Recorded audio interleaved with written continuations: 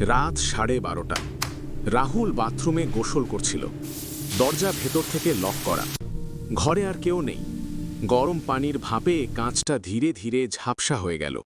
হঠাৎ রাহুল খেয়াল করল কাঁচে একটা ছায়া, তার নিজের ছায়ার পাশে আরেকটা ছায়া। সে ঘাড় ঘোরালো। পেছনে কেউ নেই।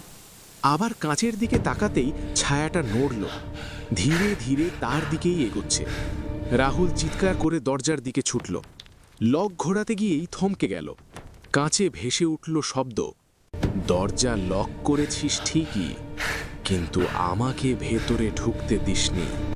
হঠাৎ শাওয়ার বন্ধ হয়ে গেল।